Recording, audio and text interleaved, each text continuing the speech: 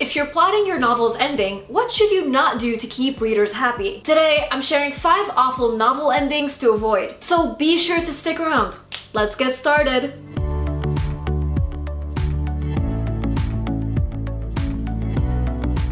Hey guys, Nour here, and welcome back to my channel. For those visiting for the first time, hello! I'm the fantasy author of the novel Divinity Falling. Be sure to subscribe for weekly writing advice videos. So let's talk about novel endings, because they matter. You might think, well, if the story is ending, why should I care about making it perfect? Well, the way you end your story can change how readers feel about it. If you do it well, readers will want to read your future works. But if you write a bad ending, they'll lose faith in your storytelling. So without further ado, here are 5 awful endings to avoid. Number 1, the ending that's too convenient. This is where the protagonist gets what they want too easily. Let's say they're fighting the antagonist and things aren't looking too good for them. Then someone steps in with the solution and they win the fight. Avoid these endings. It feels too easy because it is. There's no tension and any build-up you've created gets destroyed in a single moment. Allow your characters to struggle. If things are looking grim for them, think of something witty that can help them come back victorious. But never let things wrap up perfectly. Number 2, the ending where everything ends happily ever after. This is similar to the ending that's too convenient. In this ending, everyone gets what they wanted, no one gets hurt, and everyone lives happily ever after. Now, I'm not trying to say that stories shouldn't end on a sad or tragic note, but they also shouldn't feel like the characters didn't struggle, change, or overcome hardships. Characters should go through personal growth. So even if things end on a positive note, a change within the character should occur. Don't make things end happily ever after without anyone going through some sort of change or loss. Remember, loss doesn't have to be tragic. It can be a positive loss, such as letting go of toxic people. Number 3, the ending where everything drags on. This is where the author gets carried away. The conflict is resolved at the end of the climax, but the writer keeps on writing. They want to show what each character is up to, get everyone married, and celebrate. But you don't want to be doing this. Once the climax ends, the resolution should be quick, so don't drag on. Give us an idea of how the characters are faring and get out. No one likes a story that drags on after the conflict has ended. That's not what we're here for. Number 4, the ending where everyone dies. Sometimes killing off all the characters in the ending is great, but killing everyone can upset readers, and for good reason. There's no closure and there's no payoff. They read about your characters struggling only to get slapped in the face in the end. That's not what readers want. They want to see characters struggle and get back up. So don't end your novel with everyone dying. I mean, you can, but only if you have a good reason for it. Number 5, the ending where it was all a dream. I think most of us know not to write this ending, but I feel like I should mention it anyway. This is where everything the protagonist went through was not real. They just wake up from a bad dream only to find themselves safe and sound in their bed. Don't do this. It's lame, it's cheap, and it's a terrible payoff. Give readers the ending they deserve after sticking with you through the entire journey. So that's all I have for you today. I'd love to know, what's a novel ending you can't stand reading? Let me know in the comments. If you're new to my channel, be sure to subscribe. I put out weekly writing advice videos that will take your story to the next level. Also, don't forget to follow me on social media to see what I'm up to from day to day and to chat with me. And before we go, I just want to give a quick shout out to Sarah Frayne and Alan J. Early from my shout out tier over on Patreon,